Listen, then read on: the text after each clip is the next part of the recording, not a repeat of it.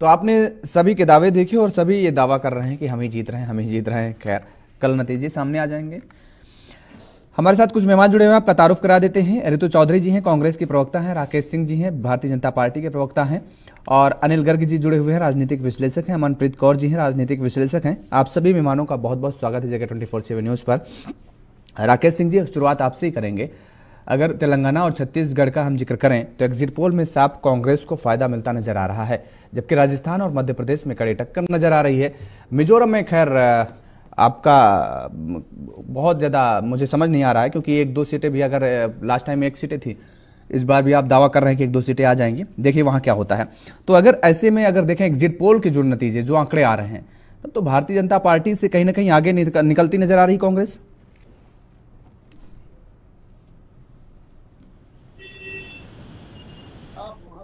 Rakesh ji, unmute करिए अपने को आप।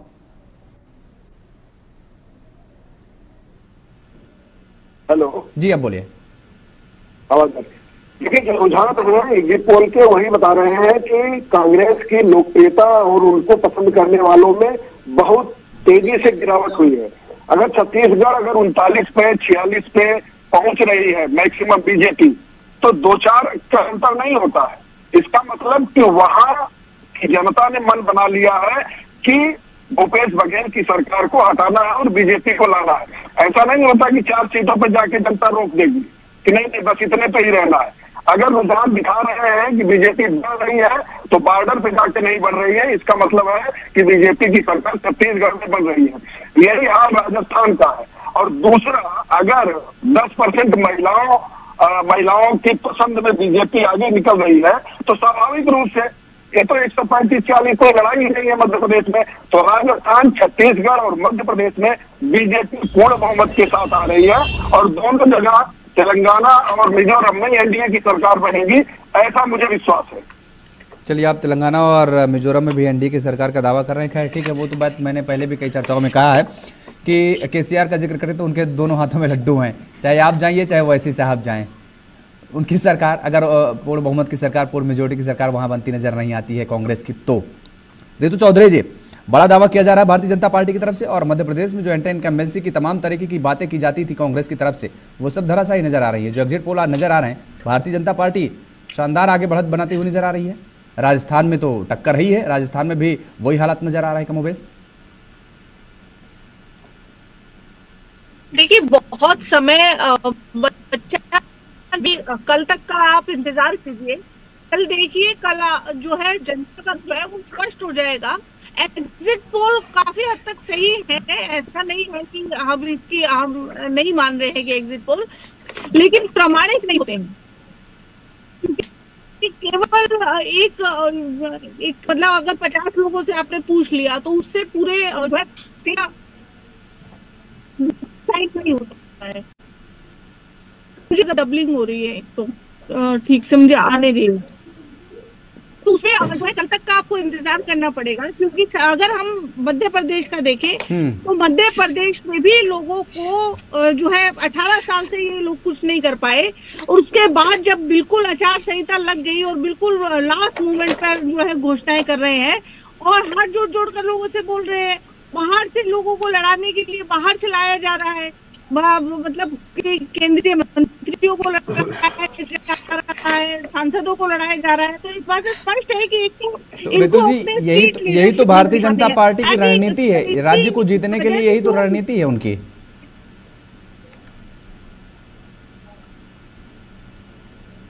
नहीं, ये रणनीति नहीं है योगेश जी, एक्चुअली ये फेलियर बोला जाता है इसको, कि जब आपके पास लोग नहीं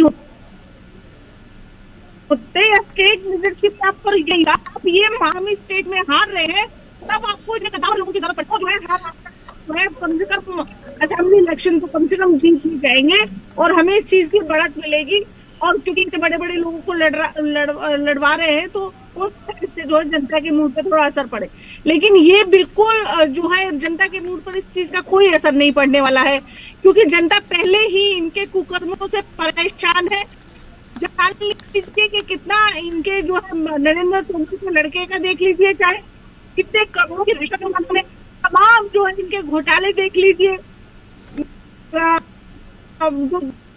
मध्य प्रदेश में लीजिए, इनका जो है टोटल जो है जनता बिल्कुल भी इस तरह की जनता सरकार है, भ्रष्टाचारी सरकार है, उसको और चाहते हैं कि इस बार जो है चेंज हो और कांग्रेस की सरकार आ जाए। और सरकार तो योगी जी में इसको बोलूंगी नहीं, ये तो जोड़ तोड़ के सरकार तो कांग्रेस की आई थी, इन्होंने जोड़ तोड़ करके कुछ घटाओ ने हमारी सरकार करी, कुछ जोड़ तोड़ करा, जोड़ तोड़ की सरकार है।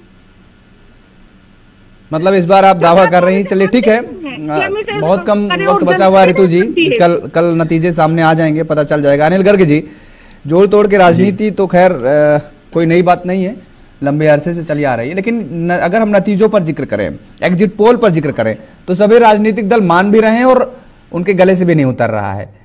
ऐसे एग्जिट पोल आए हैं, अलग अलग एजेंसियों के सर्वे जो हुए हैं, अलग अलग जो तस्वीरें सामने आ रही हैं, बिल्कुल सस्पेंस बरकरार कर दिया है एग्जिट पोल ने ही। एग्जिट पोल आते हैं तो कुछ एक तस्वीर क्लियर होती है, लेकिन इस बार एग्जिट पोल आने के बाद तस्वीर और धुंधली हो गई। योगेश जी, एग्जिट पोल पे अगर आप सीट के नंबर की बात ना करके एक ट्रेंड देखेंगे तो वो बहुत क्लियर है। ट्रेंड ये है कि छत्तीसगढ़, मध्य प्रदेश और राजस्थान में कांग्रेस डाउन जा रही है और बीजेपी अप कर रही है। इसमें कोई दो राय नहीं है। सीटों की बात बाद में करते हैं, लेकिन इसमें कोई दो राय नहीं है कि राजस्थान में कांग्रेस पहले के मुकाबले डाउन जा रही है, मध्य प्रदेश में कांग्रेस पहले के मुकाबले डाउन जा रही है, और छत्तीसगढ़ में जो बम्पर जीत हासिल की थी पिछले 2018 में, उसके मुकाबले में कांग्रेस डाउन जा रही है, और तेलंगाना में बीआरएस डाउन जा रही है, कांग्रेस अप जा रही है। ये और पांचवा मिजोरम में जो नई पार्टी बनी है, नई पार्टी जो मिजोरम पीपल मूवमेंट, वो अप जा रही है। एमएनएफ जो मिजोरम नेशनल फ्रंट था वो डाउन जा रहा है। ये ट्रेंड तो बिल्कुल क्लियर है, इसमें कोई दो राय नहीं। अब सीटों की बात में हर पॉलिटिकल एक्सपर्ट अलग अलग बोलेगा। पॉलिटिकल पार्टी के जो प्रवक्ता है वो अपनी पार्टी के फेवर में तब तक बोलते रहेंगे जब तक लास्ट काउंट ना हो जाए, क्योंकि उनको बोलना भी चाहिए। हार क्यों मान ले हारने से पहले, तो इसमें कोई गलत नहीं है। अब अगर आप सीटों की चर्चा करेंगे तो मेरे हिसाब से राजस्थान में रिवाज नहीं, राज ही बदलने जा रहा है। वहां रिवाज बरकरार रहेगा, जो रीत है उनकी, वो रिवाज जो वो बने रहेंगे, वहां पे राज ही बदलने जा रहा है। चौंकाने वाला जो निर्णय आ रहा है वो मध्य प्रदेश से आ रहा है। इतने लंबे समय के बाद भी एंटी इनकम्बेंसी फैक्टर ने काम नहीं किया और शिवराज ने अपनी इज्जत बचा के रखी है, और हो सकता है, मेरा अपना आकलन है कि वहां पे क्लियर मेजोरिटी बीजेपी को मिल जाएगी। लेकिन छत्तीसगढ़ में वही एज कांग्रेस के पास है, लेकिन सीटें घटेंगी। 2-4 सीटें, 5 सीटों का अंतर रहने वाला है बीजेपी और कांग्रेस में से, लेकिन वो अंतर भी बीजेपी के ना होकर कांग्रेस के पक्ष में रहेगा। तेलंगाना में मैं कह सकता हूं कि कांग्रेस बड़ा एज ले रही है। तेलंगाना में बड़ी जोरदार टक्कर है बीआरएस और कांग्रेस में, वो नेक टू नेक फाइट पे है। तेलंगाना बीआरएस के फेवर में एक बात यह है कि जो एआईएम जितनी भी सीटें जीतेगी वो सारी की सारी आप बीआरएस के खाते में जोड़ सकते हैं। लेकिन कांग्रेस के पास अगर 1-2 सीट, 4 सीट कम पड़ गई, वो किससे मांगने जाएगी, ये बड़ा क्वेश्चन आएगा, क्योंकि बीआरएस उसके साथ नहीं आएगा, एआईएम उसके साथ नहीं जाएगा, और बीजेपी उसके साथ नहीं जाएगी। तो अगर ये एक संकट पैदा हुआ तो वो देखने की बात है कि उसका वो क्या करेगी। तो ये मेरा मोटा आकलन ये है कि कांग्रेस को एक ही राज्य में बढ़त मिल रही है, बाकी नुकसान होता नजर आ रहा है आपके मुताबिक। अमनप्रीत जी, आपने क्या कुछ आकलन किया है, क्योंकि आपने भी अब तो अलग अलग जिस तरीके से एजेंसियां सर्वे कराती हैं, अब तो पत्रकार, वरिष्ठ पत्रकार, राजनीतिक विश्लेषक भी सर्वे करने लगे खुद ही, आपका कुछ आकलन? देखिए, राजनीति जो है वो संभावनाओं का खेल है, ये हम नहीं भूल सकते, और संभावनाएं कल तक बहुत सारी बदल जाएंगी, ये भी एक हकीकत है। हमें एक तरफ हमें ये देखना चाहिए कि वेट एंड वॉच वाली स्थिति जो है, अगर 1 by 1 हम लोग स्टेट की बात करें तो छत्तीसगढ़ से अगर शुरू होते हैं तो वहां तो देखो सीधा जो है वो एज जो है कांग्रेस को मिलता हुआ नजर आ रहा है। उसका खास ये है कि वहाँ की महिलाएं, वहाँ के आदिवासी, वहाँ के जो किसान हैं, वहाँ के जो यंगस्टर हैं, वो शायद जो उनको जन सहूलतें दी गई हैं कांग्रेस सरकार के द्वारा, उनसे ज्यादा प्रभावित हुए हैं। वहाँ पे केजी से लेके पीजी तक शिक्षा फ्री की बात करी गई है, वहाँ पे तेंदुपत्ता की बात करी गई है, वहाँ पे जो भी वन उत्पादन है उनके ऊपर, धान के ऊपर एमएसपी देने की बात करी गई है, किसानों की जो कर्जा माफी हुई थी उसके बारे में बात करी गई है, और सबसे बड़ी बात कि छत्तीसगढ़ एक ऐसा इलाका है जोगेश जी कि वहां पे जो चुनावी वादे होते हैं लोग उस पे बहुत भरोसा करते हैं और लोग सरकार से पूछते भी हैं अगर वो वादे पूरे नहीं किए जाते। ऐसा ही कुछ इस बार भी हुआ क्योंकि लास्ट मोमेंट पे आपने देखा कि जो भूपेश बघेल हैं उन्होंने स्पष्टीकरण दिया कि उन्होंने कर्जा माफी के ऊपर पूरा वो काम क्यों नहीं कर पाए और वहां पे जो लोग वंचित रह गए हैं सहूलतों से उनका भी उन्होंने बताया कि अगर वो दोबारा सरकार में आते हैं तो वो चीजें जो वंचित रह गए हैं लोग उनको प्रोवाइड कर दी जाएंगी। इन चीजों पे ज्यादा जो लोग हैं वो भूपेश बघेल के साथ ज्यादा कनेक्टेड नजर आए बनिस्बत पीएम मोदी के। और जहां पे पीएम मोदी ने वहां पे ये कहा था कि ये मेरी गारंटी है कि मैं यहाँ पे हमारी सरकार आती है तो मेरी गारंटी है कि मैं ये सारी चीजें पूरी करूंगा। तो वहां पे जो जो चीजें राजस्थान में कांग्रेस ने करी थी वहां पे भाजपा बोल रही थी कि ये रेवड़ियां हैं लोगों को अट्रैक्ट करने के लिए है, वोटर्स को अट्रैक्ट करने के लिए। सेम वही चीजें थोड़े से फेरबदल के साथ चुनावी जो रणनीति है उसमें लाई गई और जो भाजपा है ना छत्तीसगढ़ में उन्होंने वो ही चीजें अनाउंस कर दी।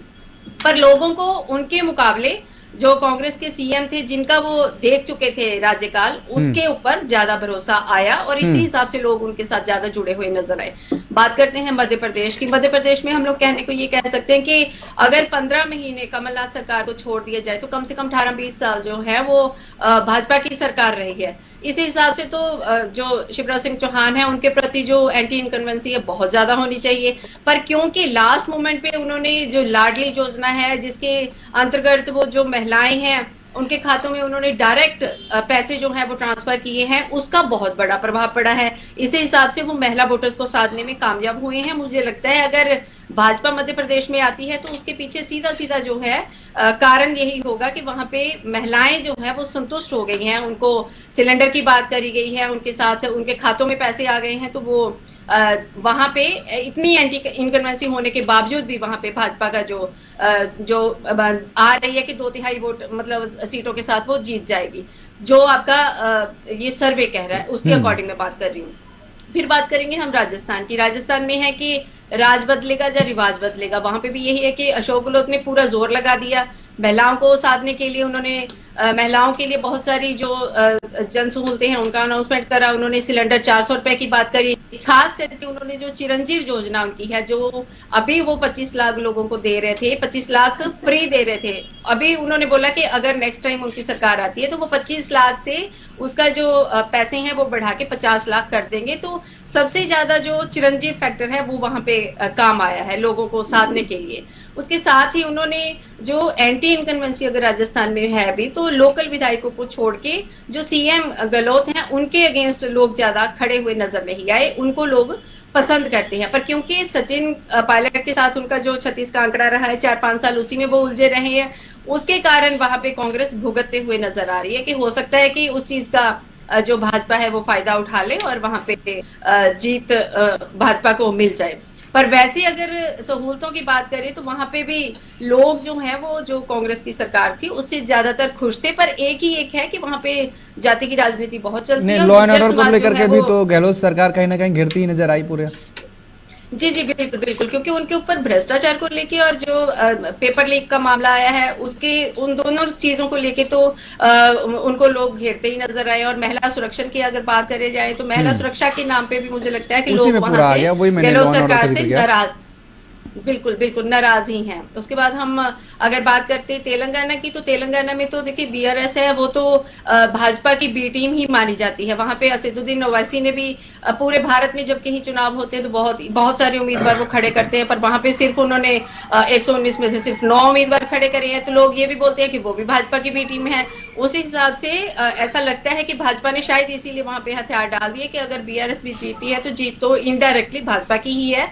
तो कांग्रेस वहां पे लीड लेते हुए नजर आ रही है। उसका एक बड़ा कारण ये है कि वहां पे जो हमारे जो खड़गे साहब हैं वो साउथ से आते हैं और उनका लोगों के साथ ज्यादा कनेक्शन है। और आजकल जो वहां पे रैलियां करी गई हैं वहां पे सोनिया जी खुद पहुंची हैं तो लोगों के साथ उन्होंने काफी जो कनेक्शन है वो दिखाया है। और जो सोनिया गांधी नहीं पहुंच पाई लेकिन हाँ ये है कि मणिपुर का भी ऐसा कहा जा रहा है कि देखने को उधर मिलेगा। उन्होंने सोनिया गांधी ने अपना संदेश जारी किया था वीडियो के जरिए। जी बिल्कुल ठीक है। राकेश जी ये तो जनता के साथ धोखा होगा फिर तेलंगाना में अगर जिस तरीके से अमनप्रीत कौर जी कह रही हैं और आप भी कह रहे हैं कि तेलंगाना में सरकार बनेगी एनडीए की ही, तो आप तो केसीआर को पूरे चुनाव प्रचार में गाली देते रहे, और उसके बाद अगर ऐसी कुछ तस्वीर बनती है, आप उनके साथ सरकार बनाएंगे, जनता के साथ धोखा नहीं होगा? ये नहीं है, ये आपने कैसे तय कर लिया होगा? ये अमनप्रीत कौर जी के कहने पे थोड़ी। अरे पवन कल्याण की पार्टी भी हमारे साथ है, चुनाव हम एनडीए के सहयोगियों के साथ लड़ रहे हैं। तो ऐसी स्थिति में आपने कैसे मान लिया कि बीआरएस ही आएगी? अगर बीजेपी की स्थिति अच्छी है, आगे बढ़ रही है, तो वो 4 पर क्यों रुकेगी? पवन कल्याण क्यों 2 पे रुक जाएंगे? वो भी तो सरकार बना सकते हैं। बीजेपी का साफ मानना है कि भारतीय जनता पार्टी अपने काम, अगर आप केंद्र सरकार के काम को नहीं मानेंगे, प्रदेश के सरकार को ही काम को आप मानेंगे, तो आप मानेंगे कि अगर जनधन खाते खुले 48 करोड़, तो उसमें मध्य प्रदेश भी है, छत्तीसगढ़ भी है, उसमें राजस्थान भी है। अगर किसानों के अकाउंट में 10,000 मध्य प्रदेश में 12,000 जा रहा है हर साल, तो वो दोनों का है। वो शिवराज सिंह चौहान की सरकार ने भी काम किया है उस पर, और उसमें केंद्र सरकार की योजनाओं ने भी काम किया है। हमने अगर शौचालय दिए हैं, हमने अगर घर दिए हैं, तो ये हमने दिए हैं। अगर ईमानदारी से कहा जाए तो ये जनता सारे प्रदेशों की जान रही है, पूरे देश की जनता जान रही है, और ईमानदारी से हम लोग भी स्वीकार करेंगे। अगर 48 करोड़ बैंक के खातों से लोग दूर थे, तो वो एहसास नहीं करेंगे। 27 लाख करोड़ अगर सीधे डायरेक्ट अकाउंट में लोगों को दिए गए तो कहाँ जाते थे? देश में यही था, अकाउंट नहीं थे, अकाउंट क्यों नहीं खोल सकते थे? इतनी बड़ी कौन सी समस्या थी? लेकिन बीच के जो पैसे हैं, जो इतने समय में 27 लाख करोड़ लोगों के सीधे, उसमें 1-2 रुपए 1-2% इधर नहीं, सीधे डायरेक्ट अकाउंट में जा रहा है। इसका मतलब कि भारत की व्यवस्था से तो मूलभूत व्यवस्था है, 48 करोड़ लोग आजादी के इतने दिनों बाद तक दूर थे। वो दूर इसलिए थे कि कांग्रेस बैठी हुई जो सरकारें थी, कांग्रेस का जो सिस्टम था, वो 27 करोड़ का ज्यादातर हिस्सा कांग्रेसियों की जेब में जाता था। इसलिए लोगों को एहसास हो रहा है कि सरकारें ऐसे बीजेपी की नहीं बढ़ रही है, बीजेपी ऐसे ही जीत की तरफ नहीं बढ़ रही है। आप जब पहुंच रहे हैं 46 के आसपास बीजेपी, तो एक दिन का एक करिश्मा नहीं है, लगातार निरंतर भारतीय जनता पार्टी प्रधानमंत्री नरेंद्र मोदी के नेतृत्व में रोज काम करती है। और वही कारण है कि हम 14 में भी जीते, ज्यादातर हम 19 में भी जीते, और बाकी सरकारें भी कहीं मान लीजिए कि चूक हुई है, आगे भी उसको हम देखते हैं, लेकिन हम काम के आधार पर वोट मांगने जाते हैं। और जितना ध्रुवीकरण करती है, हवा तो मचाती है कांग्रेस की, बीजेपी ध्रुवीकरण करती है। हमेशा आप जब देखेंगे स्टेटमेंट से लेकर इनके बयान तक, तो कांग्रेस के नेता, इनके सहयोगी, इनके गठबंधन के लोग ये आरोप बीजेपी पे लगाते हैं कि हम भगवाकरण कर रहे हैं, हम ध्रुवीकरण कर रहे हैं। अरे हमने समाज के उन्मूलन की बात की थी, तो आपके सहयोगियों ने की थी, हमने कोई बात की थी। और आपको आपके उस सहयोगी के बयान पर मुहर आपके राष्ट्रीय अध्यक्ष के बेटे लगाते हैं। तो ऐसी स्थिति में आप काम के आधार पर, विपक्ष जो है वोट नहीं मांगता है, वो सोचता है कि अगर कहीं से बीजेपी से चूक हो जाए तो हमको सत्ता मिल जाएगी। जमीन पर काम करना पड़ेगा, जिस तरह भारतीय जनता पार्टी के कार्यकर्ता काम करते हैं। और मैं आज से कह रहा हूँ योगेश जी, अरे तो ठीक है, समझ गए बात। मतलब कहने का यही है कि केंद्रीय नेतृत्व पे आप चुनाव लड़ रहे हैं, और केंद्रीय योजनाओं को ही जनता के बीच में जो आपने दिया, पहुंचाया है, वही योजनाएं आप गिना रहे हैं। ऋतु चौधरी जी, केंद्र सरकार ने जो काम किया है, बिना भेदभाव के काम किया है। अच्छा, कुछ कहना चाह रही है मनप्रीत जी? हाँ, उसके बाद आते हैं ऋतु जी आपके पास। केंद्रीय मंत्री जो उतारे थे वहां पे विधानसभा के इलेक्शन के लिए, उनका तो लोग डट के विरोध कर रहे हैं, उनका वेलकम थोड़ी किया है वहां पे लोगों ने। तो ये फिर वहां पे क्यों फेल हो गई बीजेपी? नहीं, ये आप कह रही है ना, प्रतिमा भौमिक तो अभी त्रिपुरा के चुनाव में बीजेपी ने उतारा था, जीत के आई और त्रिपुरा में सरकार बनी। ये कब आप तय करेंगे कि हमारी रणनीति ठीक थी बीजेपी की नहीं? ये आपका आंकड़ा ना कि आपने यहाँ बैठे बैठे आपने कह दिया कैलाश विजयवर्गीय पूर्ण बहुमत के साथ, सिर्फ 50,000 वोटों के साथ मैं 1 महीने इंदौर रहा हूँ। कैलाश विजयवर्गीय जी जीत रहे हैं, नरेंद्र सिंह तोमर जीत रहे हैं, प्रहलाद पटेल जीत रहे हैं। ये रणनीति कल आपको पता चलेगी। और जीत रहे हैं, जीते थोड़ी हैं अभी। जिसकोल में भी जी जीते नहीं है, अभी जीत रहे हैं। ये आप कह रहे हैं उनका विरोध है, मैं कह रहा हूँ उनका समर्थन है। हम दोनों भाजपा में है। योगेश जी, मैं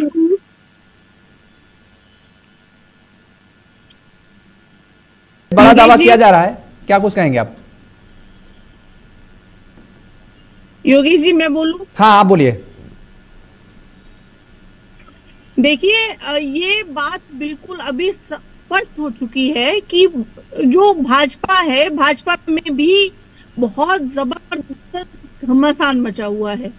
भाजपा की लीडरशिप जो है वो मोदी जी को पसंद नहीं करती है, क्योंकि मोदी जी हर स्टेट में स्टेट कम करने का काम करते हैं। उनको केवल अपना चेहरा जो है वो हर जगह दिखाना है। आप देख लीजिए, रेल का कोई काम होगा, कोई उद्घाटन होगा तो मोदी जी होंगे। अगर रेल दुर्घटना हो जाएगी तो अश्विनी वैष्णव आ जाते हैं।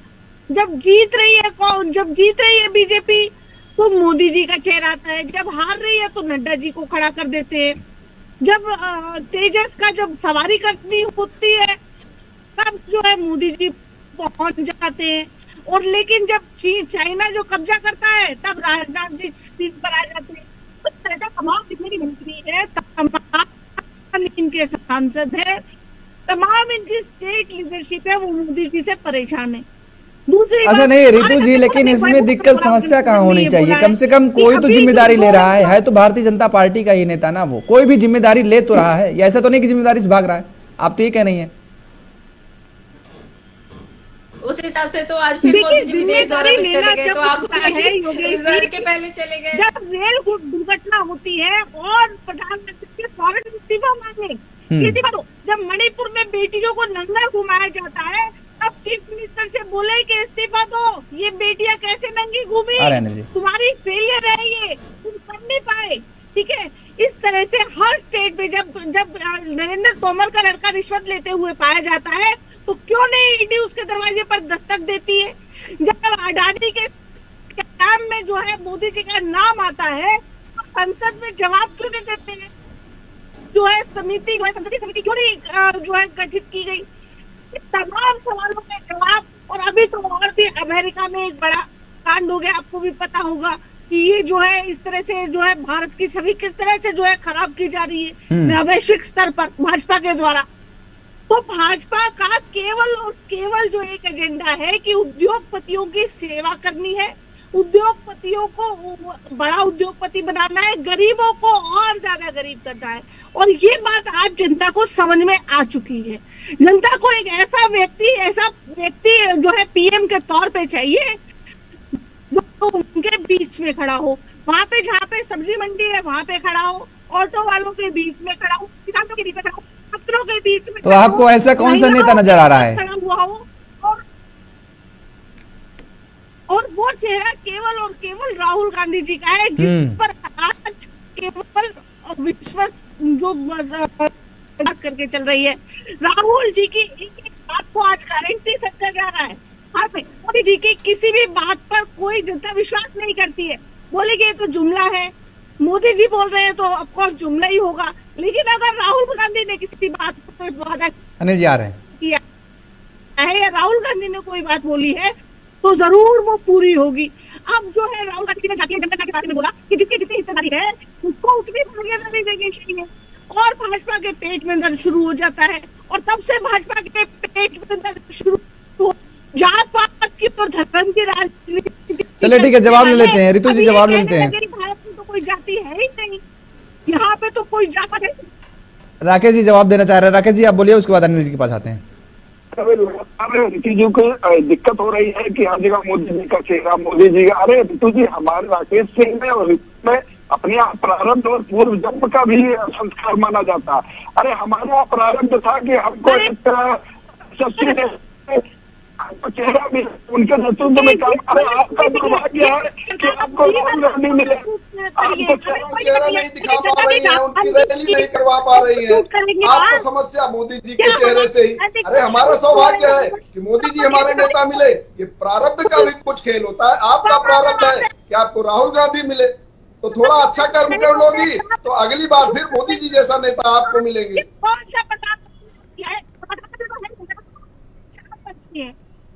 केवल और केवल प्रचार मंत्री है। अरे भाई, मोदी जी के चेहरे से आपको इतनी दिक्कत क्यों है? ये करना है तो वो करना है। अगर आपको मोदी जी के चेहरे से दिक्कत है तो मोदी जी जैसा चेहरा बनाइए, अपने नेता को कहिए कि मोदी जी से सीखे काम कैसे राजनीतिक क्षेत्र में किया जाए। अरे मोदी जी तो बहुत बड़ी चीज है। भारतीय जनता पार्टी के एक सामान्य कार्यकर्ता से भी राहुल गांधी अगर सीखते हैं ना तो उनका कल्याण हो जाएगा राजनीतिक और सामाजिक क्षेत्र में।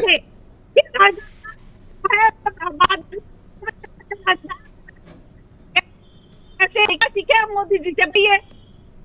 मध्य प्रदेश, राजस्थान और छत्तीसगढ़, तेलंगाना में राहुल गांधी कितनी रैली किए। जनता ने चुन के भेजा है तो आप नहीं ले जाएंगी, उनका चेहरा नहीं बनाएंगी। 20 बार लॉन्च किया, राहुल गांधी नहीं लॉन्च हो रहे हैं, इसमें बीजेपी की दिक्कत थोड़ी है। अरे अपने नेता को लॉन्च करने से पहले तैयारी करवाइए। ठीक है राकेश जी, रोकेंगे आपको भी। रितु जी ले लेते हैं जना अनिल गर्ग जी, राजनीतिक विश्लेषक हमारे साथ जुड़े हुए हैं, वो भी कुछ कहना चाह रहे हैं। देश बनाने वाले हैं, उनके जो पूर्वजों की संपत्ति है इस देश के लिए, आप क्या उनकी छवि खराब करेंगे?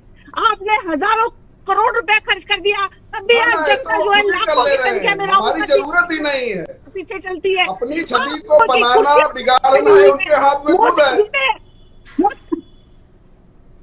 मोदी जी ने तमाम सिस्टम लगा दिया, फिर भी कुर्सियां नहीं बन पा रही। यही कांग्रेस कार्यकर्ता प्रवक्ताओं को मैं सलाह देता हूँ, मंत्र की तरह मोदी जी का नाम जपें और उनके काम को भी ध्यान में रखें। चलिए अनिल जी, उनसे सीखें। चलिए ठीक है राकेश जी, रोकेंगे। अनिल जी, राकेश जी आपका सूर्य जो है वो अस्त हो चुका है। अभी जब सूर्य अस्त हो जाता है तो दोबारा से उदय नहीं होता है। जब सूर्य उदय हो रहा है वो कांग्रेस का उदय और कांग्रेस का सूर्य राहुल गांधी, जिसकी राहुल गांधी का अस्त हो रहा है, उदय हो रहा है।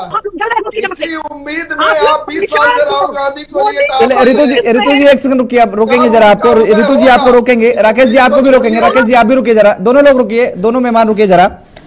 अनिल गर्ग जी कुछ कहना है। अनिल जी आप बोलिए। रितु जी को, राकेश जी को, अगर रितु जी की बात से इत्तेफाक रखो कि राहुल गांधी जी की बात को लोग सच मानते हैं, उसमें यकीन करते हैं, उसमें भरोसा करते हैं, और मोदी जी की बात पे लोग यकीन नहीं करते, तो राहुल जी की बात पे यकीन करते हुए कांग्रेस को जनरल इलेक्शन में 54 सीटें मिली, उससे पहले वो 50 से नीचे आए। और मोदी जी की बात पे ना भरोसा करते हुए 2014 में पूर्ण बहुमत दिया और 2019 में उससे भी बम्पर बहुमत दिया। अगर ये स्थिति थोड़ी और बेहतर हो जाती है, मोदी जी पे यकीन करने लग जाती है अगर जनता, तो फिर कितनी सीटें आती? क्या 100% सीटें बीजेपी ले जाती? अगर सीट जीतना, रितु जी आप बोल चुकी है, आप मुझे बोलने दीजिए। रितु जी, जो चुनाव के परिणाम है वही नतीजा तय करते हैं कि लोगों में कौन लोकप्रिय है। इसमें पार्टी के प्रवक्ताओं से नहीं तय होगा, वो चुनाव के परिणाम जनता तय करेगी। रितु जी आप बोल लीजिए पहले, जनता ने बोलता बीच में दिया, 2018 में भी दिया, लेकिन आप लोगों ने उसका मान तो नहीं रखा। आप लोगों ने जनता का मान नहीं रखा, जिस बहुमत से जनता ने आपको जिताया था। अगर जनता का मान कोई पार्टी नहीं रखती है तो जनता इसको सबक सिखाती है, उसके लिए राजनीति के प्रवक्ताओं की जरूरत नहीं पड़ेगी। किसी पार्टी के प्रवक्ता नहीं सिखा सकते उसको। आप बोलिए योगेश जी, ये इस तरह से बोलने में नहीं। रितु जी आपको रोकेंगे, थोड़ा बहुत सुन लीजिए। अनिल जी कुछ कह रहे हैं, अनिल जी बोलिए आप।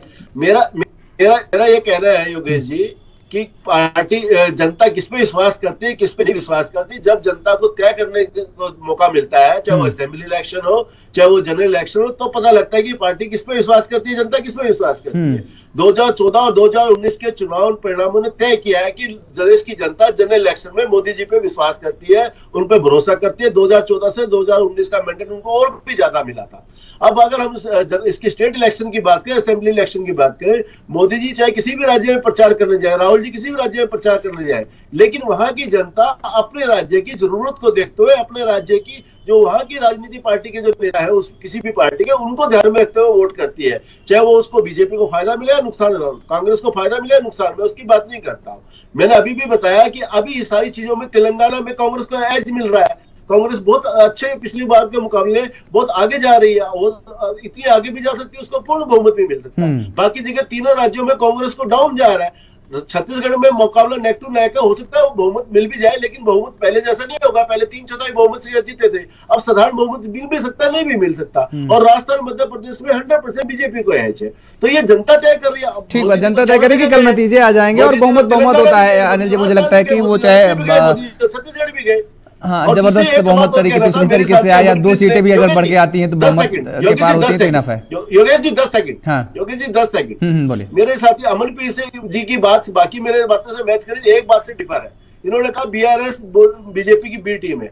मैं इनको याद दिलाना चाहता हूँ केसी चंद्रशेखर ही, एक मिनट अमनप्रीत जी मैं अपनी बात कह दूं फिर आप कहिए। केसीआर वो अकेला व्यक्ति है जब सबसे पहले जिसने विपक्षी गठबंधन की बात की, अपनी पार्टी का नाम टीआरएस से बदल के बीआरएस रखा, नहीं तेलंगाना की जगह भारत लगाया ताकि वो अपने आप को बिगर और अखिल भारतीय साबित कर सके। सबसे पहले विपक्षी एकता की बात उसी ने की, सभी विपक्षी नेताओं से वही मिलने आए। और बीआरएस किस बात पे बीजेपी के साथ आए? हाँ, कुछ संसद में जरूर बीआरएस ने कुछ मुद्दों पे जो बिल्स आए उन पे मुद्दों के साथ उन्होंने उस बिल का समर्थन किया या विरोध किया, तो इससे वो बीजेपी की भी टीम हो गई। नहीं, बिल का समर्थन किया।